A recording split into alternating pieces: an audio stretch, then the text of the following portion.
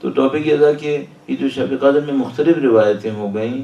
فرض کر لیجئے ایک مرض تقلید کے فتوے کے تحت ماہ رمضان کب شروع ہوا اور آج شب قدر ہو، اور دوسرے کے تحت شب قدر کل تھی جو گزر گئی. تو اب مثلا ذہن میں یہ آتا ہے کہ بھئی یہ جو آج کریں گے اعمال وہ صحیح کریں گے یا جنہوں نے کل کیا انہوں نے صحیح کیا؟ اچھا ان میں سے یقیناً ایک کی تو مس ہو گئی، تو ابھی اس بیچارے کا کیا ہوگا جس کی مس ہوئی؟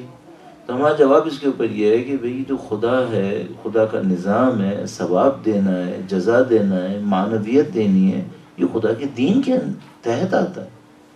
خدا نے اگر ہم سے یہ کہا کہ بھئی تم دین کے ایکسپرٹ بنو، علیکم السلام، تو میں دین کا ایکسپرٹ بن جاتا ہوں. اگر ایکسپرٹ نہیں ہو تو تقلید کرو. چلو میں دین کا ایکسپرٹ نہیں تھا، میں نے تقلید کر لی.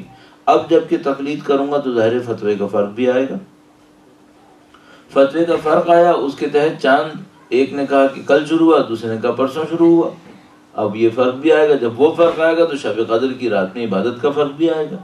اب اگر یہ کہوں کہ مثلا ایک جس نے مرجع تقلید کی پیروی کی وہ محروم رہ گیا، تو میں کہوں گا بھائی یہ کیسے ہو سکتا ہے؟ اگر خدا کے حکم سے سب کچھ کیا تھا تو خدا کسی کو شب قدر سے کیوں محروم کرے گا؟ اچھا اب ممکن ہے سامنے والا کہے کہ بھائی یہ بات تو صحیح ہے، لیکن فرشتہ جو روح امین نازل ہوئے، تنزل الملائکۃ والروح، وہ تو یا آج آئے ہوں گے یا کل آئے ہوں گے. یہ تو نہیں ہو سکتا کہ اب ہر شب کے اوپر ملائکہ اور روح نازل ہو رہے ہیں. تو ہم جواب میں کہیں گے یہ کائنات کی ایک حقیقت ہے کہ روح اور ملائکہ نازل ہوئے ہوں گے، لیکن یہ کہ ثواب ملے گا یا نہیں ملے گا یہ تو خدا کے ہاتھ میں ہے. جب میں نے خدا کے حکم کی، اس کے دین کی پیروی میں اعمال انجام دے دیے قرآن سر پہ رکھنے کے، میں نے اپنی کوئی منمانی نہیں کی، تو خدا مجھے ثواب دے گا، خدا مجھے اس کی جزا دے گا، خدا اس کے معنوی اثرات بھی مجھے نصیب کر دے گا.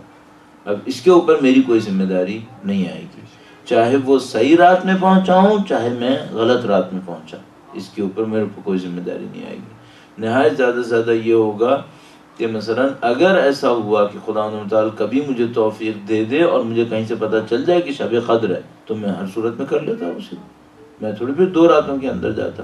تو یہ خدا کا نظام ہے. خدا کے نظام کے اندر رہتے ہوئے اگر وہ کرتا ہے انسان تو اس کو ثواب بھی ملے گا اور اسے کوئی عذاب نہیں ہوگا.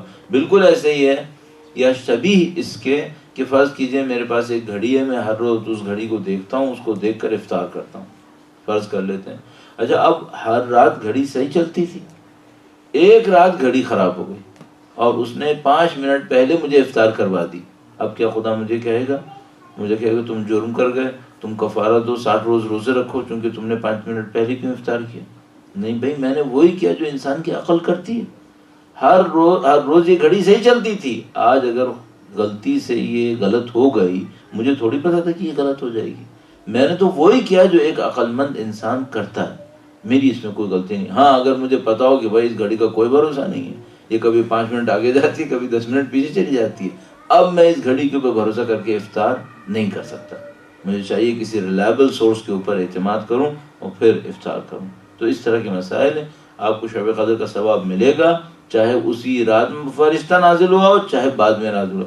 اچھا دعائیں پوری ہوں گی یا نہیں ہوں گی، یہ سب خدا کے ہاتھ میں ہے. ثواب دینا، دعا پوری کرنا، اگر آپ نے دین خدا کے حکم کے مطابق کیا ہے تو چاہے وہ اصل شب قدر نہ بھی رہی ہو تب بھی خدا یہ ساری چیزیں نصیب فرما دے گا.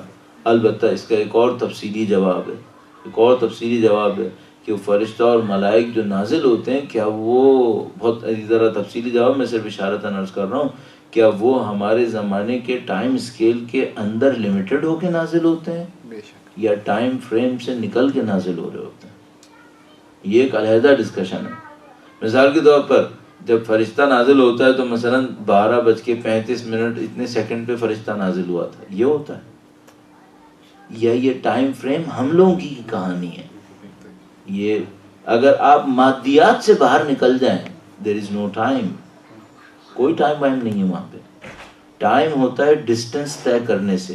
اگر فزیکل باڈی کوئی ڈسٹنس طے کرے گی تو ٹائم ہوگا، اور اگر فزیکل باڈی ہو ہی نہیں، سب کا سب نورانیت ہو، تو پھر وہاں کہاں سے ٹائم آئے گا، وہاں کہاں سے ٹائم فریم بنے گا؟ تو یہ سب حقائق کچھ اور مطلب لے لیں گے.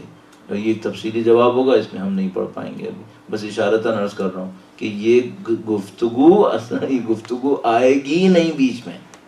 یہ سب حقائق کچھ اور حقائق بن جائیں گے. درود بھیجے گا محمد و آل محمد.